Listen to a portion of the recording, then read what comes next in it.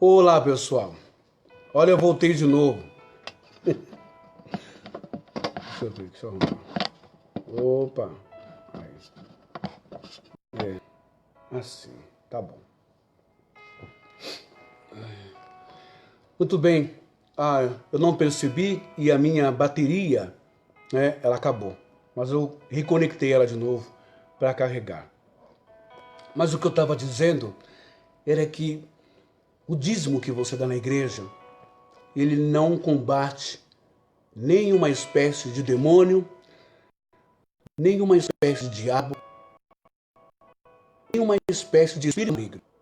Porque não existe espírito maligno correlacionado com o texto de Zacarias. Bom dia, pessoal. Desculpa, boa tarde, né? Deixa eu ver. A bateria minha acabou e eu voltei de volta. Eu estava dizendo, na continuação, dízimo não combate diabo, dízimo não combate demônio, mesmo porque os gafanhotos, etc., animais, lá do texto de Malaquias, nada tem a ver, nenhuma associação, nem tipológica, nem figurativa, com espíritos malignos.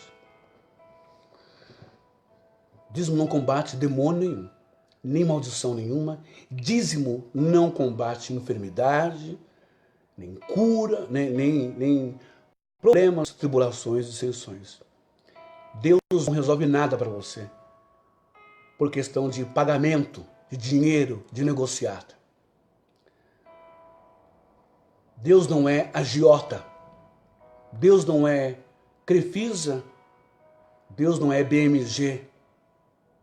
Deus não é agência de empréstimo de dinheiro.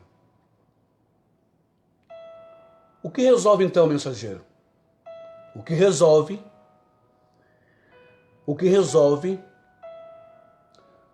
o que espanta o mal da nossa vida, o que nos dá paz, o que nos dá saúde, o que nos dá cobertura espiritual, é o amor.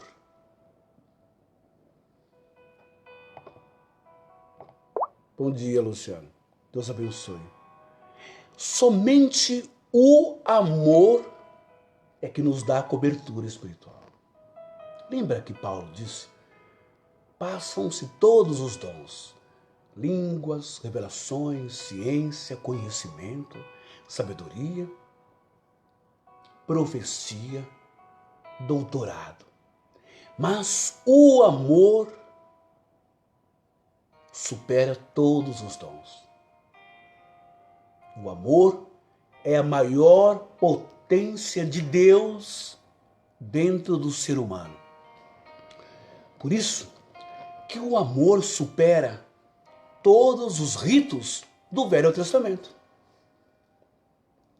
Jesus cumpriu toda a lei e superou todos os rituais do Velho Testamento, incluindo o pagamento de dízimo, dando a sua vida por mim e por você. João 3,16, porque Deus amou o mundo de tal maneira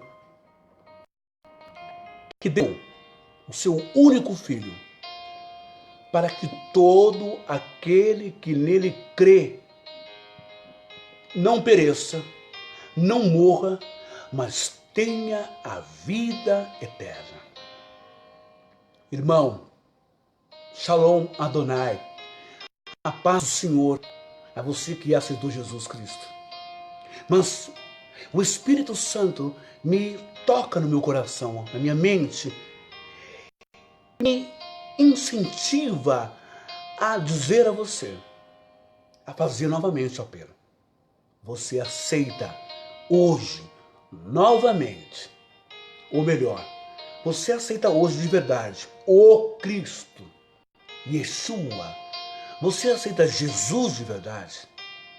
Porque o Jesus talvez que você tenha aceitado, um Jesus denominacional, todo cheio de doutrina, de conceitos, preconceitos, teorias e dogmas, você errou quando aceitou a Ele.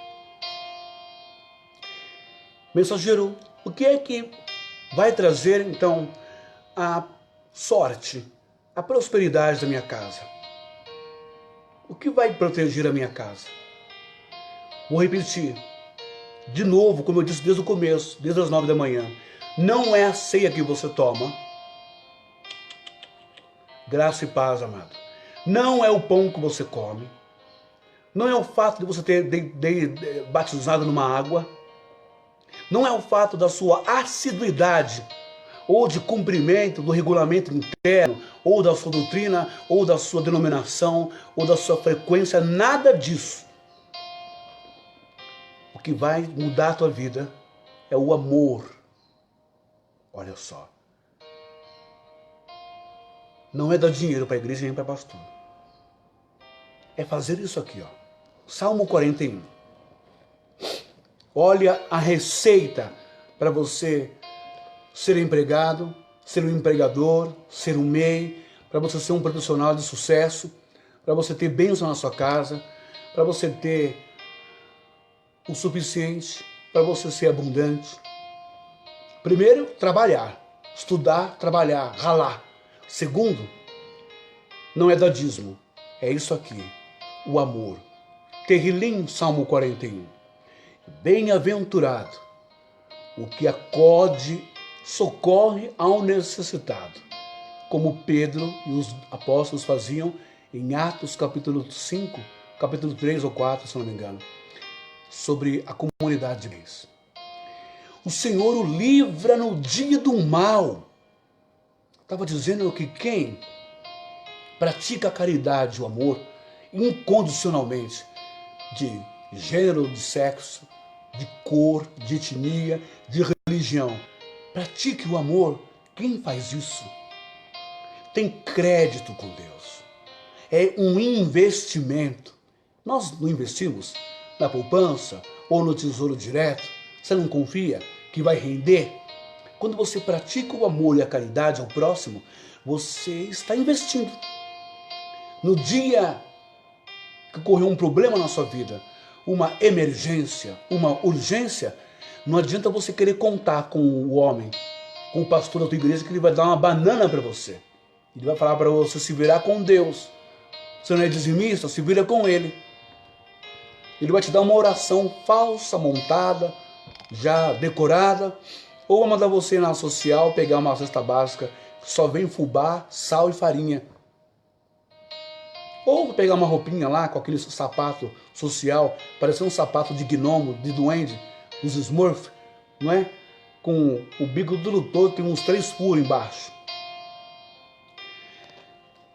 Bem-aventurado o que acode ao necessitado, o Senhor o livra no dia do mal, o Senhor o protege, preserva-lhe a vida e o faz feliz na terra. Alex Lima, Shalom, boa tarde e que Deus te abençoe poderosamente.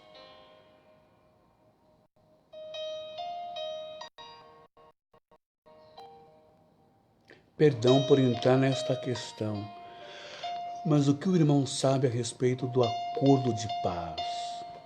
Alex, vou colocar aqui. Você assinou. Verdade. Que acordo de paz, irmão? O irmão está se referindo. Esse acordo de paz. Qual é o acordo de paz que o irmão está se referindo? Especifica aí para mim. Tiago Oliver está assistindo. O acordo de paz mundial.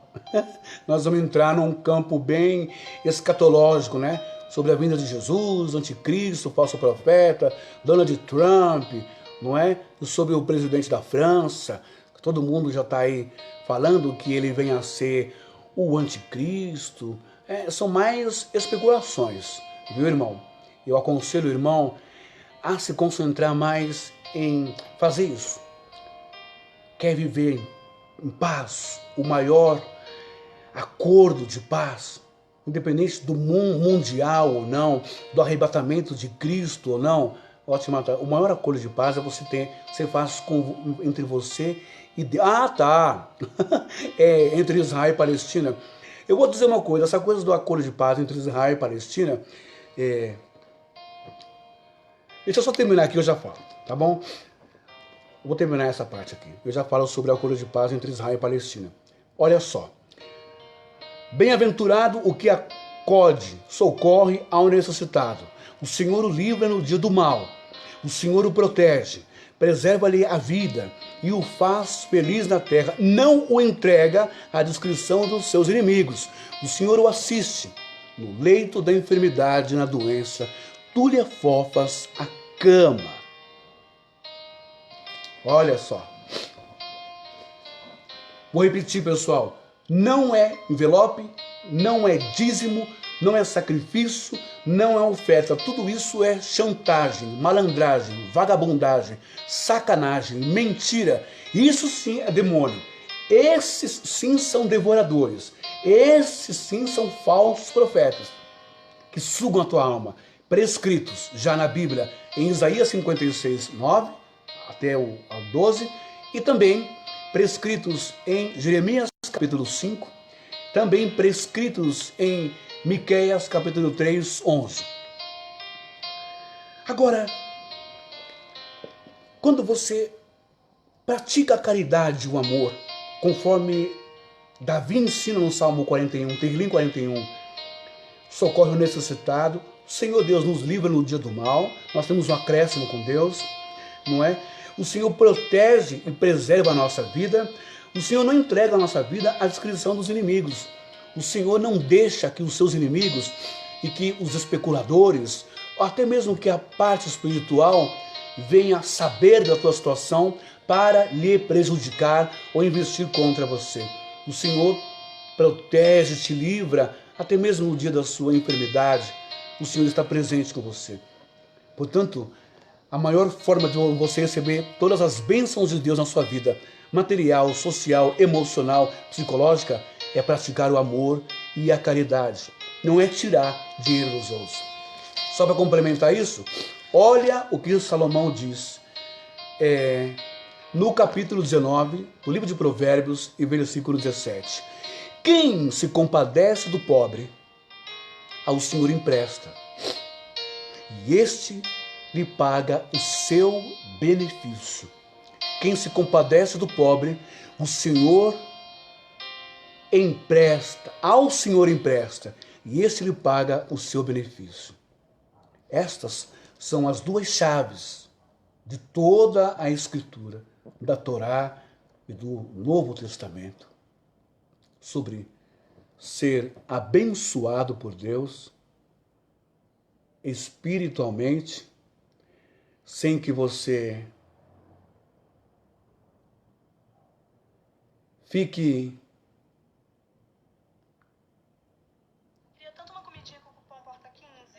sem que você fique na mão dos homens.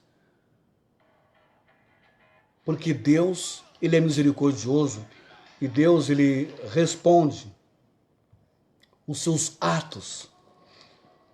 É a questão da lei do retorno. Pratique o bem. Ame as pessoas. Alimentação, comida, roupa. O que as pessoas precisam no dia a dia.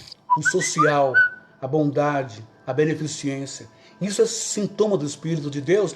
E está lá no livro de... deixa eu ver aqui que eu marquei. Não é? Deixa eu ver aqui. Está lá no livro de Devarim, acho que capítulo 15, que o Senhor ordena a Israel a deixar parte da colheita para o órfão, a viúva, o estrangeiro.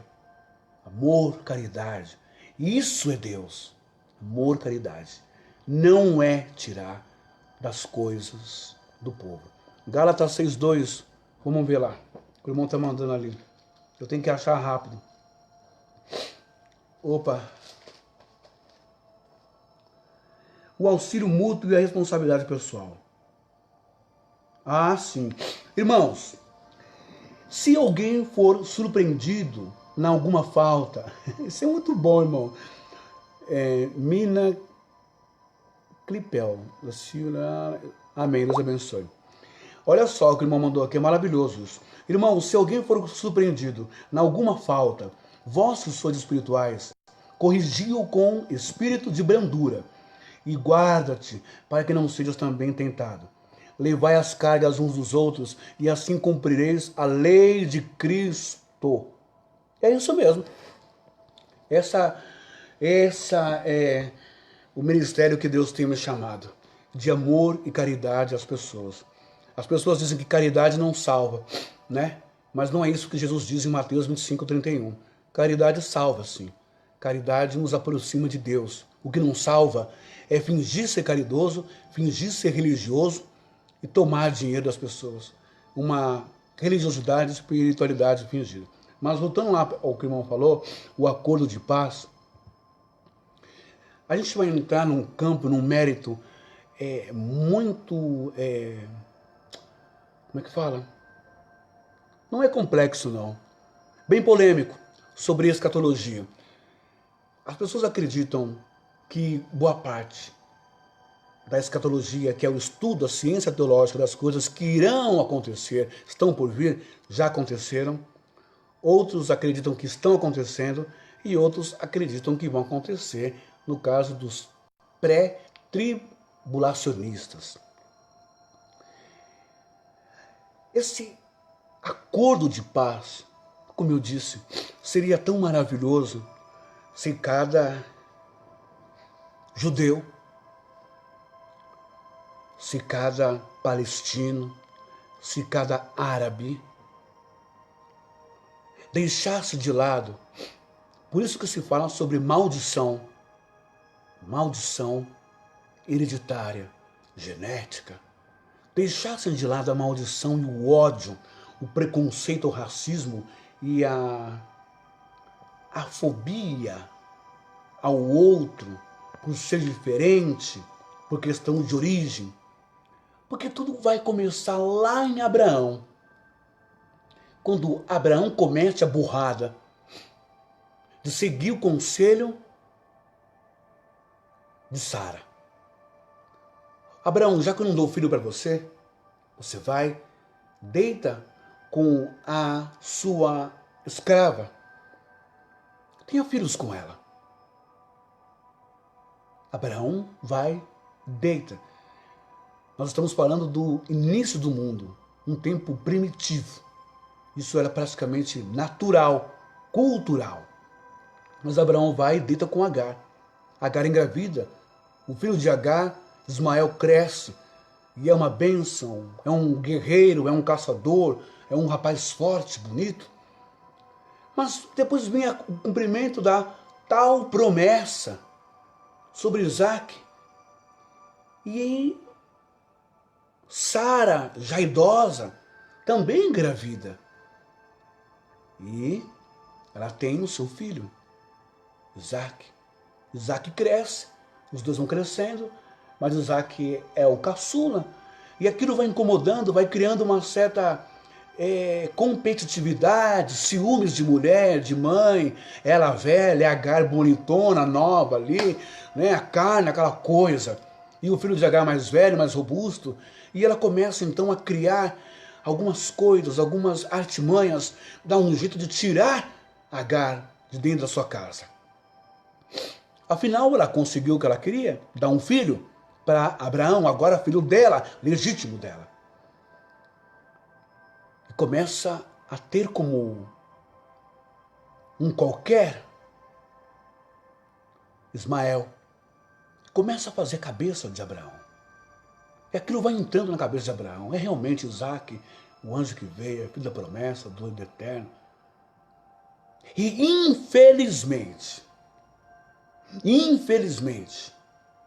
o erro de Abraão, o erro de Sara, faz com que Agar e Ismael, filho de Abraão, sejam lançados ao deserto e para morrer.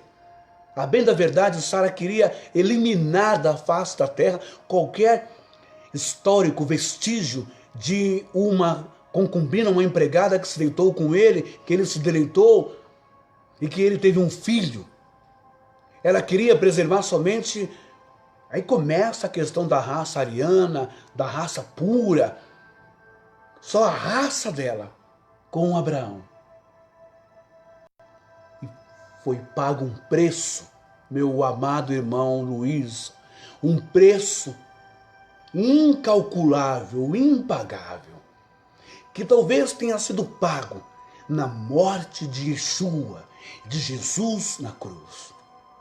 Conforme o evangelista João, e Deus amou o mundo, não amou só os judeus, não amou só os descendentes e ascendentes, como eu sou, lá de Sara e de Abraão. Mas Deus amou o mundo, a todos os seres humanos, porque todos vieram de Deus.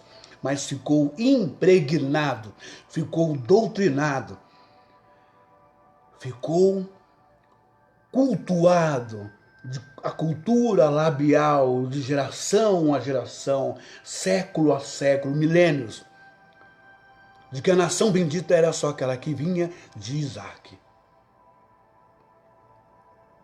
Então criou-se esse muro de Berlim, criou-se essa questão da segregação, da separação entre judeus e palestinos, entre judeus e árabes,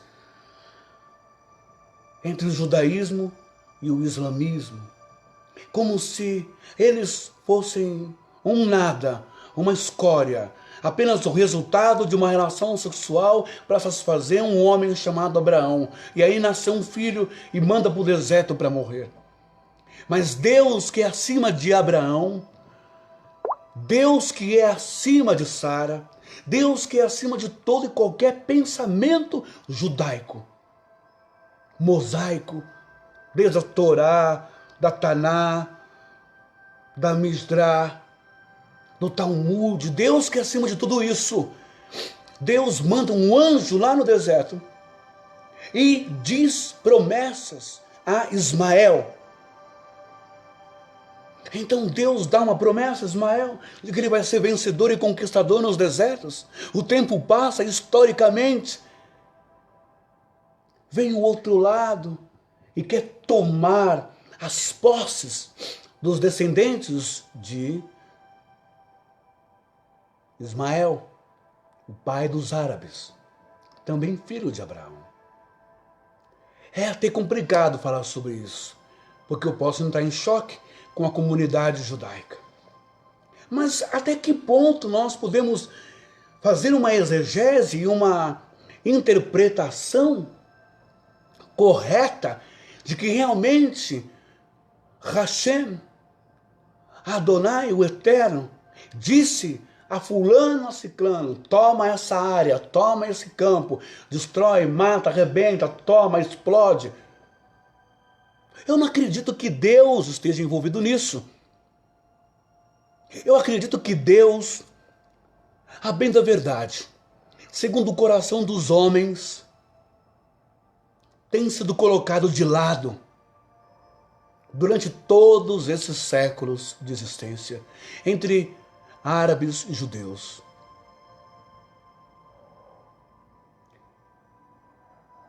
Porque não se tem priorizado a vida humana, a alma humana. Não se tem priorizado e respeitado mães, avós, esposas, senhoras, idosos, crianças. Matam, atiram, explodem, tacam fogo em hospitais, em vilas, em aldeias.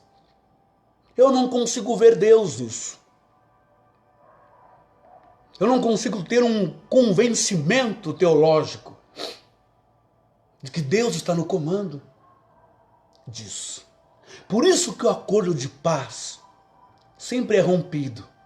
Sempre é uma batalha, porque ambos os lados têm um egocentrismo muito grande. E ambos os lados usam o nome, a imagem do eterno de Deus para justificar as suas loucuras,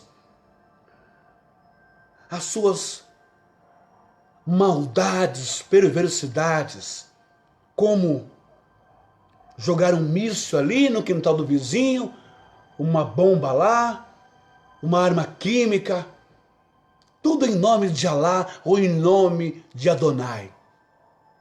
Usam como pretexto a Deus.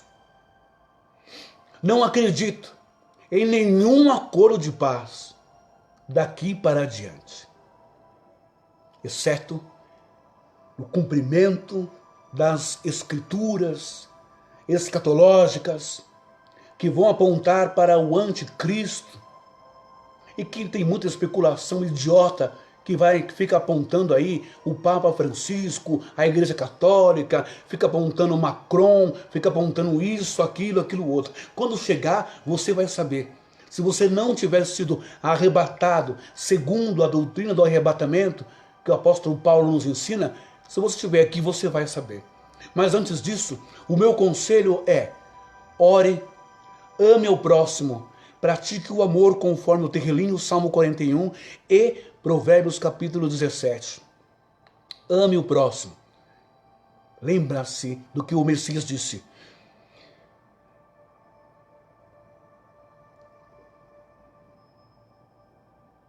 aquele que fizer estas coisas a um desses pequeninos, a mim o fizestes.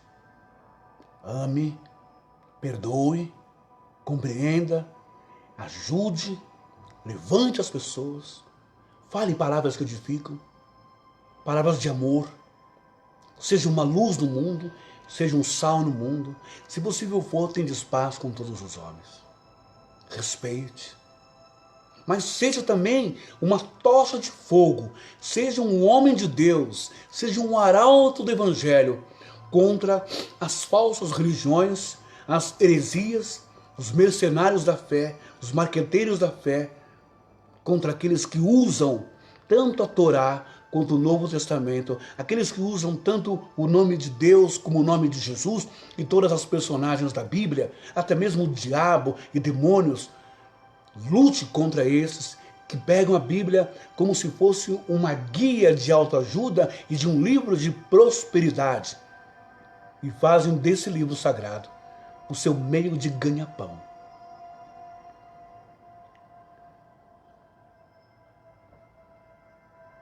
Existe um contraste entre o Deus do Antigo e do Novo Testamento. Se existe contraste, eu não sei. Eu acredito que seja o mesmo Deus. Agora, nas interpretações, por isso que eu falo, nas manipulações, nas transliterações, como a Septuaginta, não é? Como o jogo literário muito bem feito que o imperador Constantino fez e retirou vários trechos originais dos cânons originais. Isso existe. Portanto, não dá para afirmar se o Deus do Velho Testamento é o mesmo Deus do Novo Testamento. Porque só o livro, a carta de Pedro, foi transliterada mais de 5.000 vezes. Para o senhor ter uma ideia. Os códigos sinaíticos que foram encontrados no convento no Monte Carmelo, aos pés do Sinai. Só os originais podem dar essa resposta. Mas eu não acredito que há diversidade de Deus, mas há a interferência humana. Sempre teve interferência humana. Para não, vamos mudar isso aqui, porque isso aqui vai favorecer a nós, o nosso povo, a nossa raça, a nossa religião. Não, muda isso aqui e vai favorecer a nós, católicos. Eu sou Constantino, muda aí. Os bispos para a igreja podem mudar. Põe aí, existe inferno, existe diabo de rabo e chifre, existe fogo, e quem não pagar a indulgência papal, quem não pagar isso, quem não fizer isso, vai lá para o inferno. Vamos criar aí como é que fala? O lugar que as pessoas morrem e ficam lá, não é? O purgatório. Existe todo esse jogo aí, sabe? Esse inferno que vem da cultura grega, essas mentiras, tudo isso para mexer com a cabeça do povo. Se você olhar em Jeremias, lá está escrito que Deus nunca pensou em criar um lugar para a pessoa queimar em fogo vivo, como faziam as pessoas que queimavam seus filhos a Moloque ou a Baal, essas coisas. Deus nunca imaginou em criar um lugar desse. Mas a igreja cristã afirma e inclui nos escritos do Novo Testamento um lugar chamado inferno, etc, etc, etc. Qual tradução é a mais confiável? A tradução mais confiável é a tradução original de Jerusalém ou os códigos sinaíticos. Só os códigos sinaíticos você vai ter. O resto é tudo adulteração. A Bíblia, na versão Testemunho de Jeová, Torre de Vigia, a tradução do Novo Mundo, a Bíblia Ferreira de Almeida é bem adulterada, ele errou muito nas traduções. Esses biblistas, esses intérpretes, autores, erraram muito nas traduções, adulteraram muito, tiraram um monte de coisa. Para você ver, presta atenção no que eu vou te dizer. Existem tantas coisas espirituais a respeito de Yeshua, de Jesus, que não foi passado para a igreja. E não vai ser passado nunca. Sabe por quê? Porque a igreja católica, nós, agora que o irmão tocou no assunto, nós recebemos 4 evangelhos. Somente 4 evangelhos. Sabe quantos evangelhos existiram na época de Jesus? Mais de 500 evangelhos. Sabe quantos evangelhos, quantos livros foram queimados? Vamos descartar aí o que eles consideram como apócrifos, tal, com um monte de alegoria, fantasia, mitologia. Quantas pessoas seguiram Jesus? Somente os 12 discípulos? Não.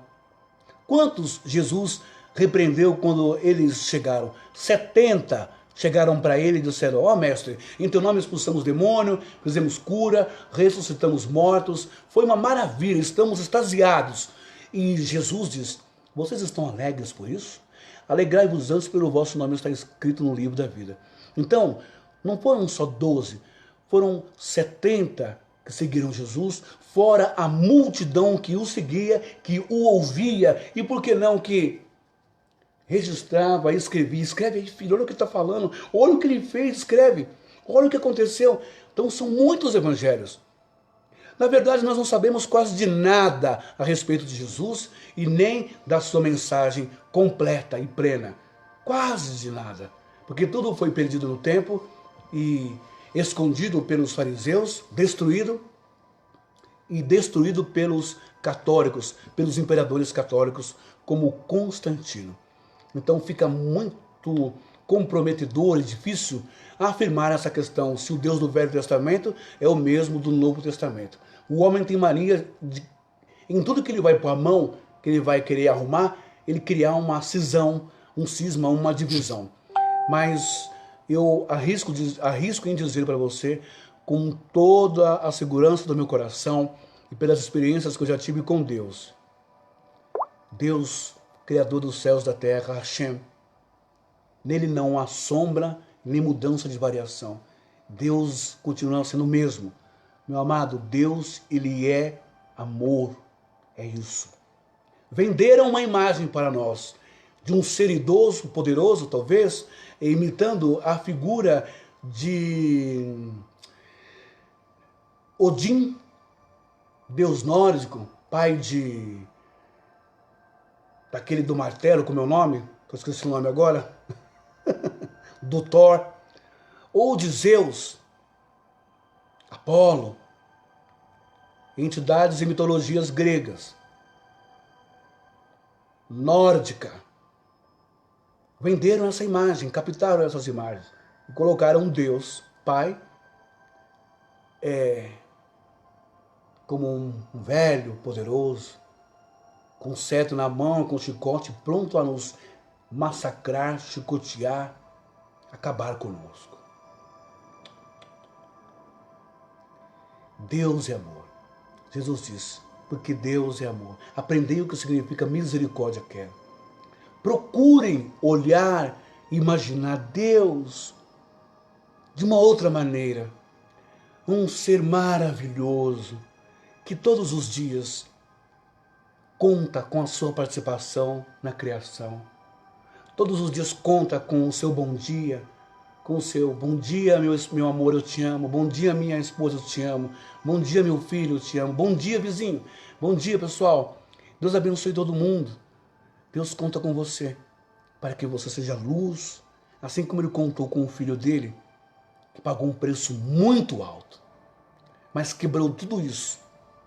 Ódio entre judeus e palestinos, discriminação entre judeus e gentios, que antes eram os prosélitos, hoje são góis, que não é judeu. Deus quebrou o racismo que havia desde muito tempo em todos os povos, inclusive no povo de Israel. Deus quebrou tudo isso. E o Novo Testamento nos ensina que Deus não faz acepção de pessoas. Gálatas, você quer ver? Já que estamos em Gálatas, deixa eu ver se eu acho aqui. Olha só que lindo isso. Pois todos vós, Gálatas 3:26, pois todos vós sois filhos de Deus, mediante a fé em Cristo Jesus. Porque todos quantos fostes batizados em Cristo, de Cristo vos revestistes.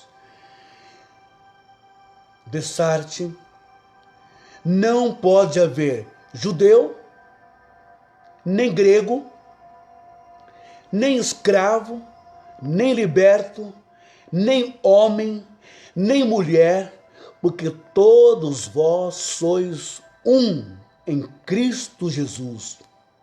E se sois de Cristo, também sois descendentes de Abraão e herdeiros segundo a promessa. O homem, ao decorrer da história, do tempo, foi capaz de criar um Deus vingativo, um Deus que manda decepar, um Deus que manda fazer isso, aquilo, outro, para justificar os seus meios e as suas vontades próprias. O texto no Velho Testamento diz que Davi era um homem segundo o coração de Deus.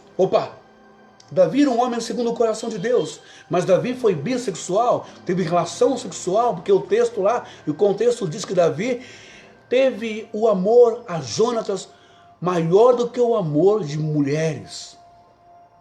E Davi era o homem segundo o coração de Deus? Que Deus é esse? Davi deseja a mulher de Urias, tem relação com ela, comete adultério, tira ela da casa de Urias, manda matar Urias, comete assassinato, comete vários crimes. E Davi é um homem segundo o coração de Deus? Que Deus é esse então? É um Jeová ruim? É um Jeová diabólico, demoníaco? É o Lúcifer? É o Senhor das Trevas? É o que aquele que é escolhido o seu pode fazer o que bem entender, que ele protege? Não. Não é esse o Pai que Jesus mostra no Novo Testamento.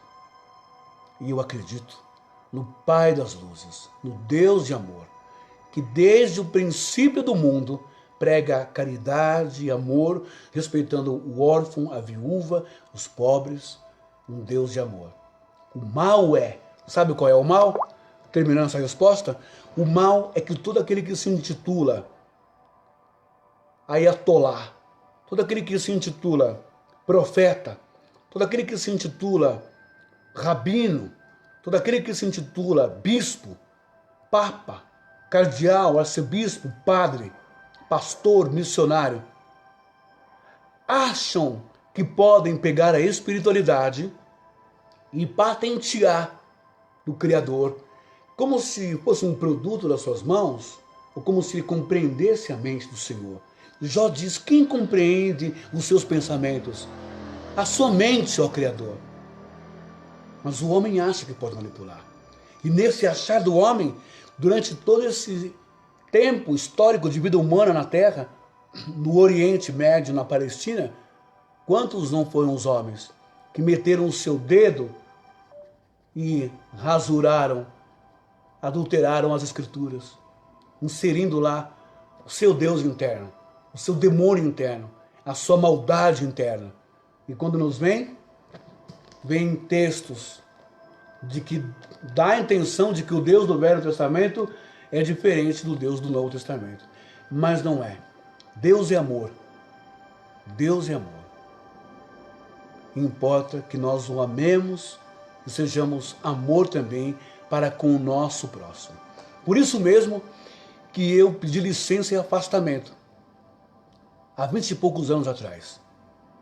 Deixei de ser pastor, deixei de ser pregador, deixei de ser um pregador do judaísmo messiânico dentro de sinagoga, dentro de igrejas.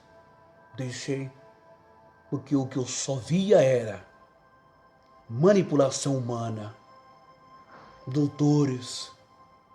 Eu não estudei 10 anos de teologia para me tornar um corrupto, um mentiroso e um enganador. Eu não fiz isso para viver do teu dinheiro hoje. Por isso que eu sou um dos pioneiros que mais pregam contra o dízimo da forma que é. Dinheiro, moeda, cifra, pecúlio para a mentirosa casa de Deus. O verdadeiro dízimo hoje seria: quer agradar a Deus? Salmo 41, Provérbios 17. Pegue o seu dinheiro, pode ser 5, 10, 20, 15, 30%. Vá lá, compre uma cesta básica, compre remédio para quem precisa. Ajude quem precisa de um curso, de roupa, de comida. Ajude quem não tem água, quem não tem luz, quem não tem casa. Porque fazendo isso, você estará fazendo diretamente a Deus. Você não estará dando dinheiro para ninguém. Mas o mensageiro, escuta só. Você fala de dízimo, dízimo, dízimo. O que foi que os fariseus deram para Judas Iscariotes dentro do templo para ele trair Jesus? Eu vou responder: dinheiro. Mensageiro, esse dinheiro oriundo de onde? Das ofertas. Talvez dos dízimos. Então, dinheiro era aceito no templo. Era aceito. Sabe quando passou a ser aceito no templo, meu amado? Quando o povo de Israel ficou cativo na Babilônia, os medos e persas, Babilônia, e quando voltaram para Jerusalém, reconstruíram o templo, o segundo templo, o templo de Herodes, trouxeram usos e costumes pagãos desses povos que adoravam, veneravam, reverenciavam as suas entidades com dinheiro, com ouro, com prata, com cobre, com dinheiro. Não como na lei da Torá, lá no início, entre o cominho, grãos, verduras, hortaliças, raízes, tomate, cebola, mandioca, alho, laranja, banana, melancia, temperos e animais. Não tinha dinheiro para ser investido no templo de Salomão. Eram animais. Nada de moeda. Mas naquele tempo não tinha moeda. Tinha moeda sim, claro que tinha moeda corrente já, porque Davi pagou não sei quantos ciclos para oferecer sacrifício a Deus. Abraão pagou não sei quantos ciclos de prata, cobre, para comprar o campo de Macpela, onde ele sepultou Sara, sua esposa. Como não tinha dinheiro?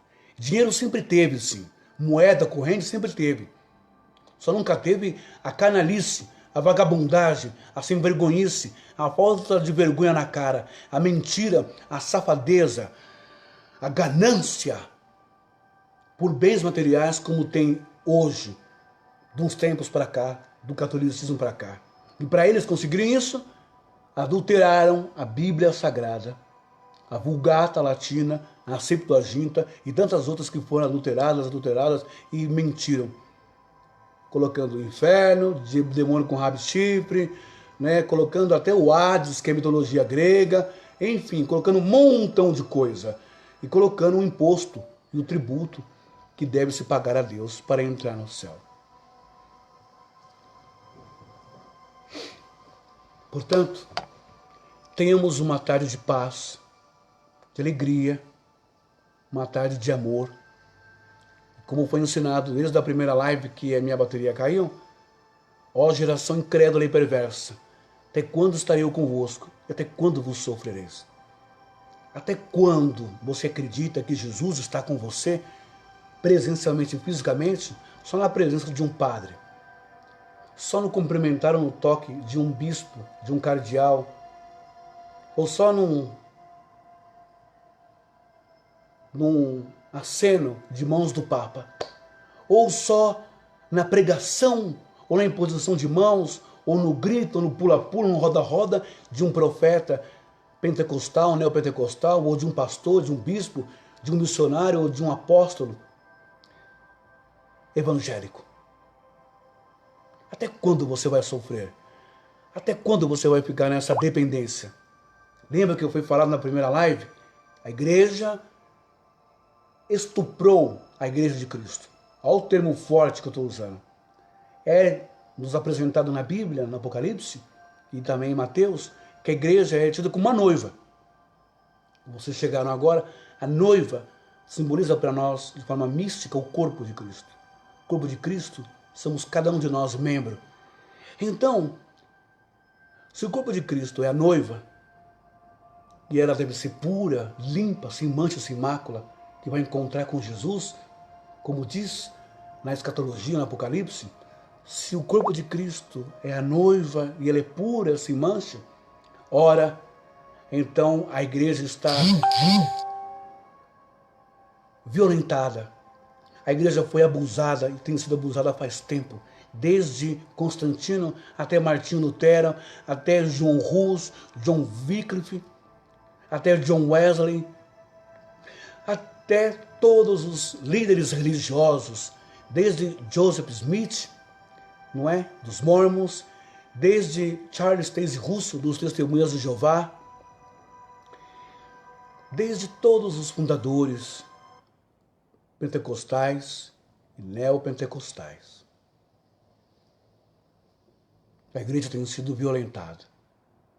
Porque se Deus nos diz que em Atos 17, 24, que ele não habita mais em templos feitos por homens, em igrejas, em salões, em mesquitas, em sinagogas, em catedrais. Se Deus não habita mais em nenhum prédio, nenhum edifício feito por mãos humanas, mas ele habita dentro de cada um de nós. Se Deus não aceita nem sacrifício de bois, de animais mais, nem gordura de animais, como diz no Salmo 50, Terrilim 50. Se Deus nunca pediu dinheiro para ninguém, se Jesus condenou o ato de cobrança de dinheiro dos fariseus, dos cambistas da porta do templo, se Deus condena tudo isso, então por que eu devo continuar cometendo esses erros do passado, esses rituais do passado que impõem a mim? Se eles fazem isso, eles estão contaminando a igreja, eles estão explorando a igreja, eles estão assediando a igreja, eles estão explorando a igreja no sentido de corpo, membrasia, você que é leigo. Eles estão fazendo de você como se fosse uma prostituta. Eles estão deixando de ser pastores e sendo cafetões, porque através do teu corpo, através da tua presença lá, você sendo igreja, e sendo num sentido místico, a igreja do Senhor, a noiva do Cordeiro, você está sendo explorada todos os dias. Você está sendo estuprada todos os dias. Você está sendo violado todos os dias. Porque todos os dias, esses cafetões da fé apresentam a você um cliente. Qual vai ser o próximo cliente que você vai satisfazer? A fogueira santa de Israel, a muralha de Jericó, o tanque de Betesda, o que mais? O Vale do Sal. Tantas campanhas idiotas, mirabolantes, infantis, ridículas, fazem com que você acredite e você, como igreja, se contamine, se entregue a isso, se sacrifique, pegue o seu dinheiro e paga a eles, que são cafetões da fé, e eles vivem com o seu dinheiro, usam a sua fé, exploram a sua fé e ficam ricos e milionários, bilionários, mentindo para você, tirando o seu ganha-pão, seu dinheiro suado. Você não precisa pagar nada, porque Jesus já morreu na cruz por você. O maior preço que ele pagou foi a vida dele, o sangue dele por você. Você entende isso? Não tem que dar dízimo, não tem que pegar envelope. Você já é livre. Jesus disse, quando ele morreu, tudo está consumado, tudo está destruído, desfeito, acabado, inclusive os rituais judaicos, incluindo o dízimo, que nunca foi dinheiro, mas incluíram como dinheiro depois do período cativo na Babilônia. Trouxeram isso. Sabia que todas as cidades, todos os povos antigos, os egípcios, os medos e persas, os babilônicos, os helenistas, os gregos e os romanos construíram os seus impérios, os seus poderes com dois fatores. A religião, que os seus deuses queriam que o povo desse dinheiro, de sacrifício, dízimo, isso, os seus ouros, as suas casas, para o governador, para o imperador, para o rei. E segundo, o poder militar que eles tinham. Aí destruíam territórios, espaços geográficos, cresciam em poder. Religião, mentiras da religião e o poder de militar. E assim vem se propagando até hoje. Mas hoje, na era atual, só o poder da religião, mancomunado com o poder da política, consegue entrar na sua cabeça, fazer você acreditar que o seu bispo é um homem de Deus, que o seu pastor é um homem de Deus, que você tem que dar o dízimo porque está escrito. Mas ele não te revela nem o contexto do que está escrito, em que época e a quem foi dito isso. E assim, rouba você, sendo ele o devorador, o migrador, o cortador, a aruga, o pulgão, sendo ele o demônio, o diabo, em pessoa, o falso profeta, o anticristo, o cara mais malandro, o maior estelionatário que temos hoje, com poder de marketing, de mídia e televisão. Porque Jesus disse, curai os enfermos, limpai os leprosos, expulsai os demônios. De graça recebeste, de graças dai. Ah, mas eu vou lá porque eu vejo muito milagre, eu vejo paralítico andando, ok, corre atrás de milagre, minha filha, meu filho, vai lá. Você acha que isso significa que Deus está lá? Ok, tem uma coisa para te dizer.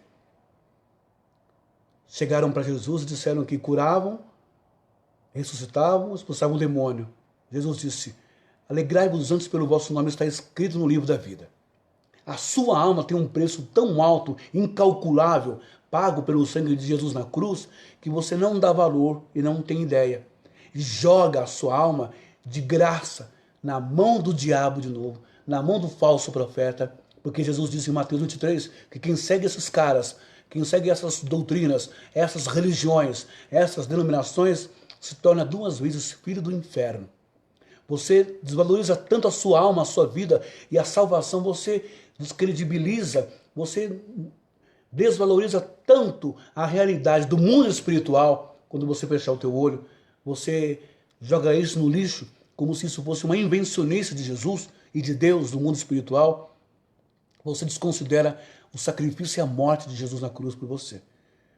Que você pega e você se entrega totalmente a essas pregações, a esses cultos mentirosos, a esse show gospel, a essa pataquada, essa mentirosaiada toda de Silas Malafaia, de Edir Macedo, de Valdomiro, de RR, de João Rio Palharim, de Renascer, sabe? Desses pastores que só querem uma coisa, se dar bem, ficar rico com o seu dinheiro, tirar o que você nem tem. Você desconsidera tudo isso. Presta atenção numa coisa. Deus, Ele tem por prioridade a salvação da sua alma. Quando você fechar o seu olho, quando você estiver na maca de um hospital, como eu vejo sempre, toda semana eu estou no ICESP lá, com o senhor que eu cuido. Não pensa você que eu estou pregando para você aqui porque alguém vai me pagar dinheiro. Não pensa você que eu vivo de oferta, dízimo e sacrifício do povo. Nem igreja eu tenho, graças a Deus. A minha igreja está aqui dentro. A minha igreja está nas ruas, nas pessoas que eu levo comida. A minha igreja é a minha fé, a minha experiência com Deus, minha comunhão espiritual na minha casa. Não preciso. Não faço parte desse corpo que se tornou uma prostituta e eles se tornaram cafetões. Se tornaram traficantes, gospels espirituais, disfarçados de pastores. Por que traficantes? Porque viciam você em campanhas, em dar dinheiro, nisso, naquilo. Vendem apostilas, vendem CDs, vendem louvores. Nada é gratuito, nada é de coração, nada é por amor à sua alma. CDs caríssimos, Ana Paula Valadão e tantos outros cantores gospels. Tudo tem que comprar, tudo tem que pagar. Sendo que você pode louvar a Deus dentro da sua casa e sentir a presença real do Espírito Santo. Convida um pastor para ir na sua casa. Convida um pastor para ir na sua igreja, desses famosos aí. Convida aí, não é? Convida um Marco Feliciano, um Malafaia para ir na sua casa. Convida aí esses pastores para ir pregar na sua igreja para você ver. Convida essas cantoras para cantar na sua igreja, essas bandas. Se a sua igreja vai ter dinheiro, se não tiver, tem que ralar para ter. Porque tem que pagar a viagem deles, a vinda de avião, pagar estadia em hotel, comida, banho, roupa, pagar os materiais que eles vão ter que vender na sua igreja, você vai ter que vender para eles e pagar o culto, a hora que eles vão ficar lá. Diga para mim se isso é evangelho de Jesus. Diga para mim se você encontra isso nos apóstolos. Então, você não está vivendo a realidade dos evangelhos.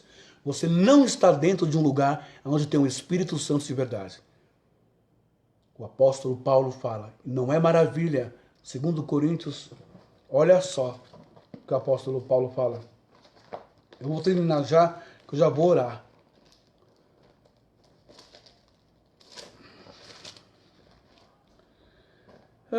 Deixa eu ver aqui. Segundo Coríntios 2:11, eu acho que é isso. Ou 11:14. Deixa eu ver. Era aí que eu acho rapidinho.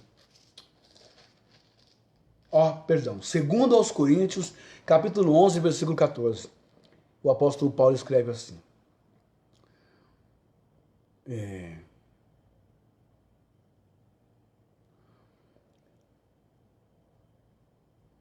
Porque os tais são falsos apóstolos, obreiros fraudulentos, transformando-se em apóstolos de Cristo. Segundo Coríntios 11, do 13 ao 14 e 15.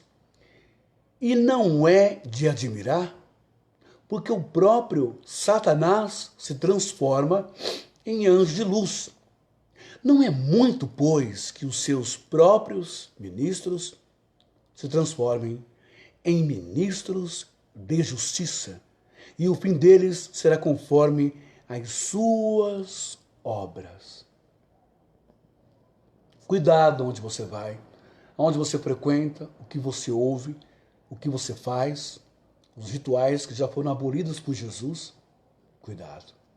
Você pode não estar tendo nenhuma relação, nenhum contato místico e espiritual com Deus, mas com espíritos enganadores, com homens falsos, que se dizem apóstolos, mas só querem o seu dinheiro. Vamos falar com Deus nesse momento, lembrando que